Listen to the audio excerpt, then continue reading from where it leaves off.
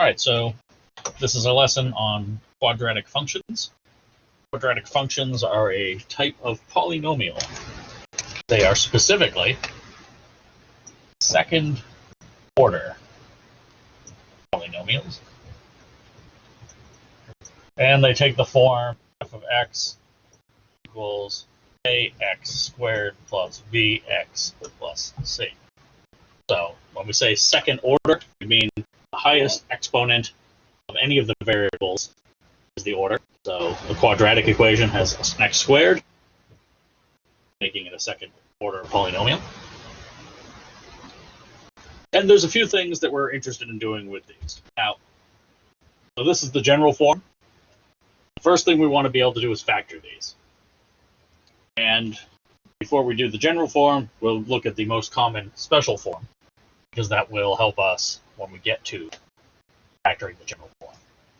So, first thing we do is we say, all right, well, if we're going to factor this, we have to factor this into something. Because it's second order, it's going to have two factors. And those factors are going to look like this to some degree.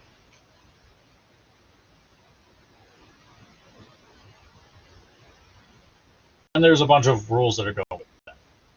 To make our lives easier by looking first at the special case,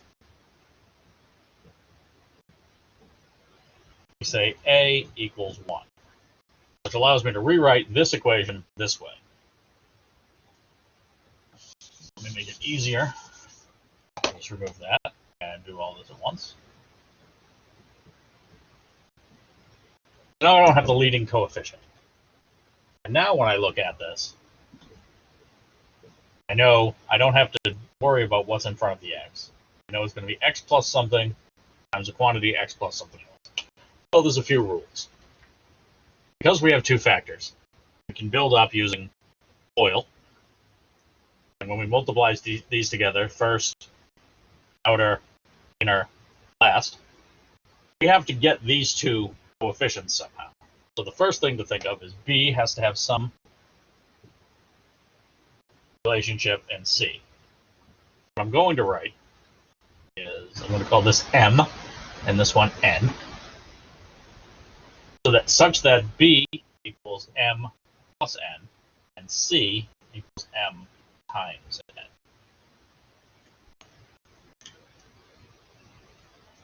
So if you were to combine this, these factors, multiply them together, let's see if it works out. So I have x times x is x squared, plus I have x, so first, outer, x times n is nx, plus inner, m times x is mx, plus m times n. I'll combine like terms. I have x squared plus factor out the x of the like terms, n plus m times n. And I have n plus m versus m plus n. Addition is commutative, so I'm good there. I'm also. So this works. What it means is, when you factor a quadratic equation, what you need to do is write this down, and then look for the two numbers that will, when you add them together, you get the number in the middle. And when you multiply them together, you get c, the number at the end.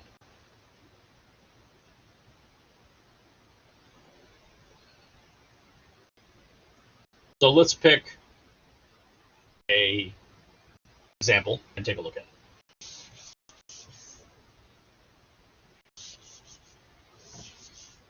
it. Write this over here. B equals m plus n, and c equals m times n. And let's look at x squared plus 4x plus 4. So this is a simple one. Well, let's go through the steps. I'm going to say, okay, so first off, there's no leading coefficient. We start with x. Add some things. And now I need a number.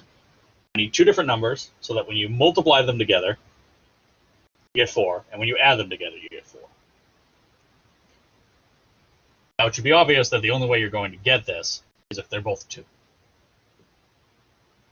Because this is what's called a perfect square quadratic. That is to say, it's essentially this, which we can factor this way. Okay, that's an easy one. How about something, slightly more complicated? Let's look at x squared plus 5x. Right?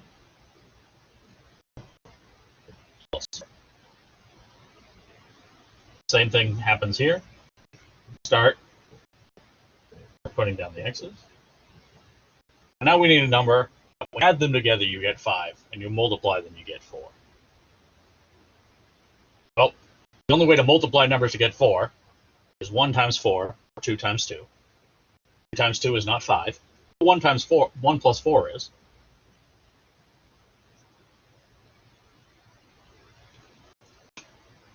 And anything in this form will follow in this way. The key to it is, if you can look at a problem and begin to factor it by taking these two steps into account, you can write down the factors and be done. Now, there is an additional step that we'll get into more with polynomials, which is called finding the roots or the zeros of that function, because remember, in all cases, these are f of x. If f of x equals x plus 2 times x plus 2. If I want to find the zeros or the roots, what I do is I take this equation and set it equal to 0. So let's look at this example here. Set that equal to 0. So I said 0 equals x plus 2, x plus 2. Now, if this equation equals 0, that means one of these two factors must be equal to 0. In this case, because they're identical, it doesn't matter which one they start with. But let's start with this one. So if I say x plus 2, I'm going to say this is 0. Algebraically, I can divide both sides of the equation by this factor. I'll end up with 0 divided by x plus 2 equals x plus 2. That becomes 0. So I end up with still 0 equals x plus 2. So I essentially do this. Right, algebraically. 0 divided by anything is still 0.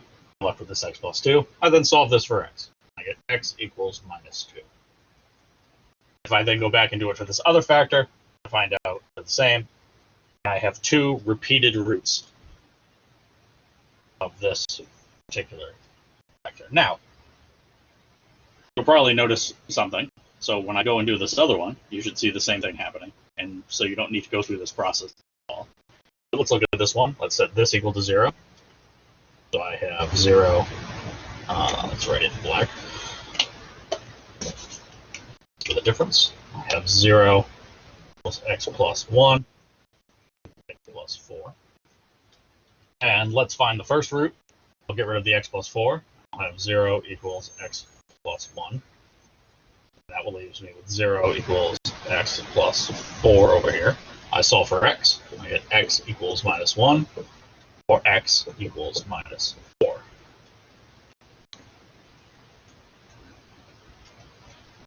So something else to notice, the number of roots or zeros of a function is equal to its order. I can order polynomial, 2 roots. I can order polynomial, 2 roots, just that they're both minus 2 in this case. Here it's minus 1 and minus 4. Now the reason these are sometimes called zeros is because if you were to take this root, x equals minus 2, and plug it into this equation, you would end up with 0, right? If I put minus 2 in here, I'd have minus 2 plus 2, which is 0, times minus 2 plus 2, which is 0. 0 times 0, clearly 0. That's what happens there. Same thing if I did it here. If I made x equal to minus 1, I have minus 1 plus 1, which is 0, and minus 1 plus 4, which is 3. 3 times 0 is 0. Same thing if you put the minus 4 over here, you'd end up with minus 3 times 0, which is still 0. Of course, you should be able to look at this now and say, well, if this is minus 2 and this is plus 2, this is a minus 1 and a plus 1, a minus 4 and a plus 4. You should be able, once you get to factoring, all you have to do is reverse the signs, and you have the answer. You don't have to go through solving. That's handy. Once you're factoring, reverse the signs, you have the roots, which is, handy. You don't have to do this extra work. Because anything in algebra that can avoid you doing extra work will help you avoid making mistakes, and therefore get the right answer. Okay, so these are relatively simple. We found the roots by factoring. But this is a special case, right? This is only when a equals 1. I should also mention that this is when a is not equal to 0. This is what's called the trivial case. If a was equal to 0, this would be a quadratic, so we don't have to worry about that case. But it's worth mentioning in passing. Let's look at another example, and let's remove the special case and see what happens.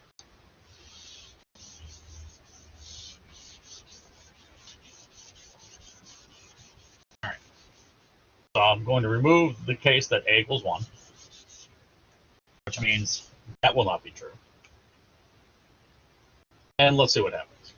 So I have this factoring. So I need to think of some kind of factor that's going to go on here. The first thing I'm going to do is I'm going to factor. I'm going to remove a common factor from this algebraically. I'm going to say that this, ax squared plus bx plus c, is equivalent to a times the quantity, x squared plus b over a, x plus c over a. All right, so if I essentially divide this whole thing by a, ax squared divided by a is x squared. Bx divided by a is b over ax. C divided by a is c over a.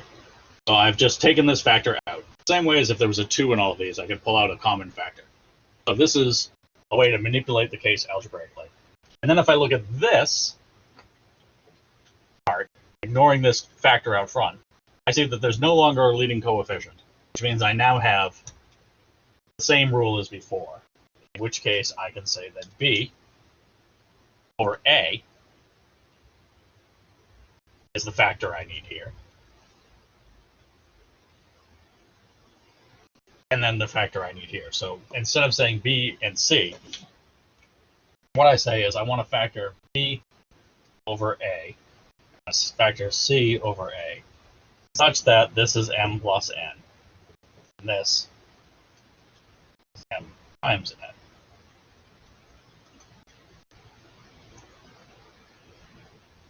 And then I could rewrite this as a x plus m x plus n. I have the same form as before, except I have this leading coefficient, and these two things are going to be some kind of fraction or factor of this leading coefficient. So it's a little more complicated. And for that, I have an example.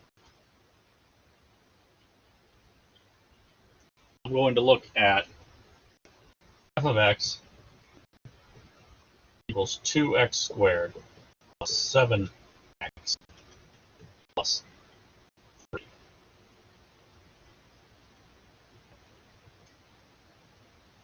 All right. Now, if you can factor this offhand by looking at it, for you. One advantage of having a prime number as a leading coefficient is we know if we were to write this down as two factors, I know I'd have factors that look something like this: 2x plus something and x plus something.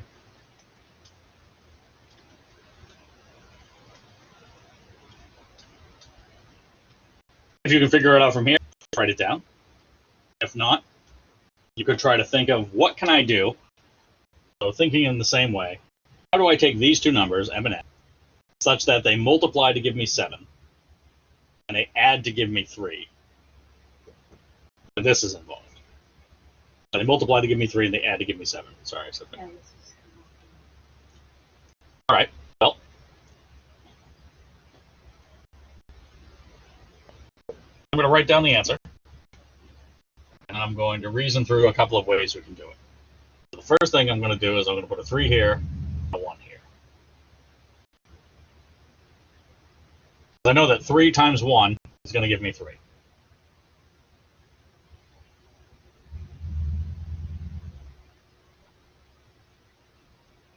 Something about this looks...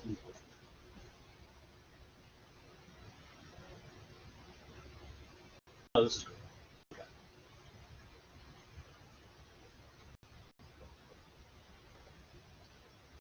Write it backwards.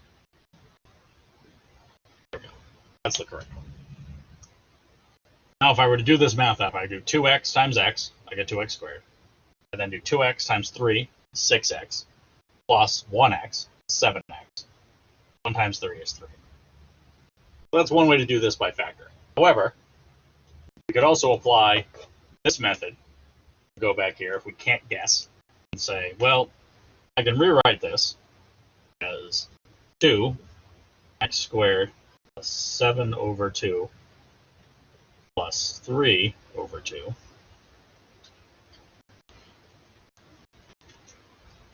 And now I don't need to worry as much about this leading 2. I could try to guess the factors from here, try to come up with why 1 is 1 or 1 is 3.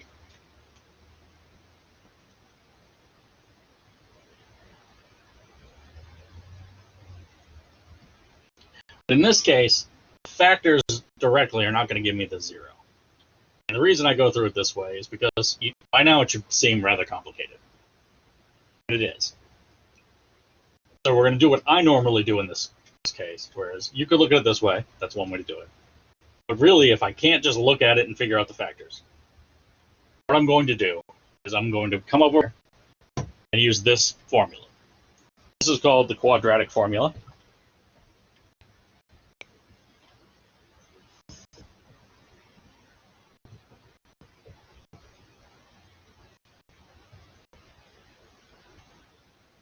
And we use this when we have that form. You can see this A, B, and C. We have A, B, and C.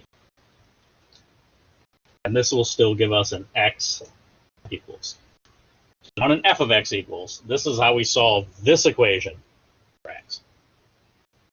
So let's look at it, and let's take this one. X squared plus 7x plus 3. So in this case, I find it helpful to label these things. In this case, we know that 2 is A, 7 is B, and 3 is C.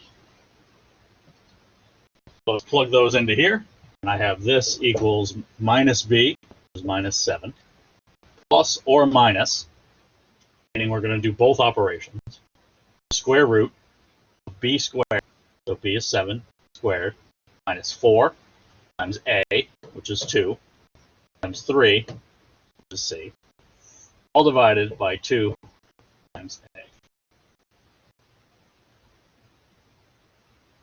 So let's tidy this one up.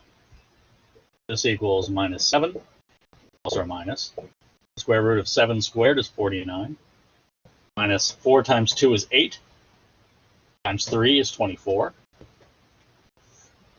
And 2 times 2 is 4. Now, this thing right here is handy because this has a special form. 49 minus 24 is 25. So I have minus 7 plus or minus the square root of 25 divided by 4, which is minus 7 plus or minus 5. 25 is the square of 5. So this plus or minus means I need to take these apart and do both things. So I have minus 7 plus 5 divided by 4. I have minus 7 minus 5 divided by 4. So this becomes minus 2 over 4, which is minus 1 over 2. And this becomes minus 12 over 4, becomes minus 3. All right. Now these are the roots. These are the zeros of this function. That is to say, if I were to take these two things and solve them, I should get this, right? Now, I know these are the factors. So why don't I solve these? Why don't I say 2x plus 1 equals 0, and x plus 3 equals 0. Now this one becomes minus 3 equals x, minus 3, minus 3. And this, I subtract 1, minus 1 equals 2x, divide by 2, minus 1 over 2 equals x, so minus 1, and minus 1. I think my camera's losing it a little bit.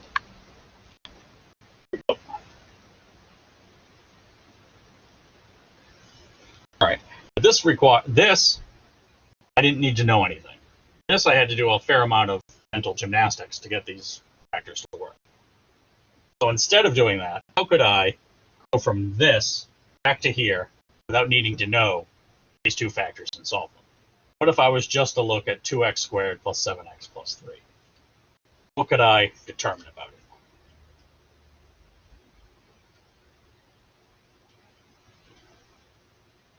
Well, the important thing is to know how you can divide up the x.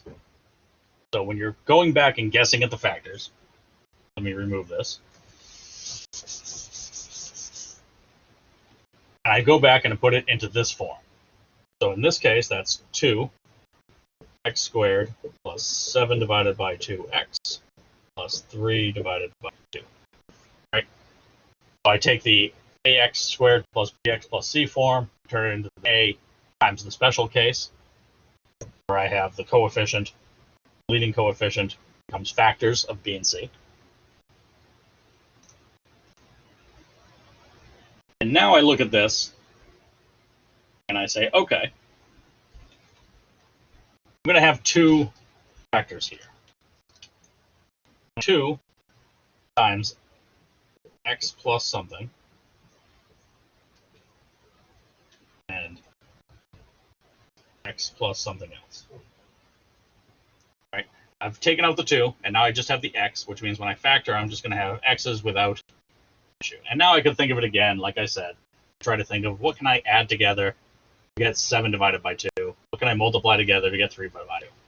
Well, if I look at myself, I could clearly multiply minus 3 and minus 1/2 together.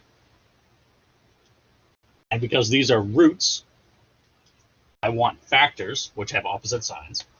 I can say, well, if I multiply 3 times 1/2,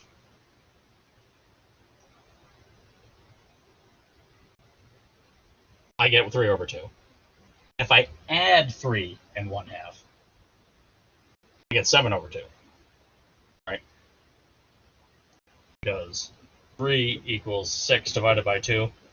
So 3 plus 1/2 equals 6 over 2 plus 1 over 2 equals 7 over 2. That's good. I'll just put them in there.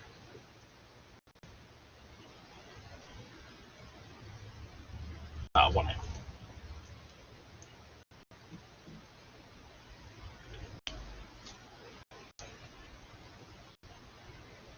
And this is fine. You're done. Because multiplication is commutative, you have 3 different things to multiply. You have a 2, you have a quantity, x plus 1/2, and I have a quantity, x plus 3. And all of those are fine. You can use these if you're asked to get 2 factors. Then you may wish to get them in place. And you could then write, well, I could put the 2 into here, and I could write, this is 2 times x plus 2 times 1/2, x plus 3. Or I could say, well, I'm going to leave that, x plus 1/2. I can say this is 2 times x, 2 times plus 3, 2 plus 6. And both of these are correct. If I take 2x plus 1 times x plus 3 and combine them, I'll get back to here. 2x times x, 2x squared. 2x times 3, 6x plus 1 times x is x. 6x plus 1x, 7x. Or 1 times 3 is 3. Same thing if I do it this way. X times 2x gives me 2x squared. X times 6 gives me 6x. 1/2 times 2x gives me 1x, which means I'm back to 7x. And then 1/2 times 6 is 3. So these are correct factors. You would normally pick this one here, 2x plus 1 and x plus 3, because it has integer factors. And those are going to be generally preferable. However, they're all correct. This is right, this is right, and this is right. The only reason you would write them in different forms, and you would want to have it in this 2-factor form because it's a second-order polynomial. You would want to combine that 2 with there, because on a test, you're probably going to be given 2 boxes that have show parentheses around them on the screen, and it's going to say write one factor and then write the other factor. In which case, either of these 2 answers is more correct than this one.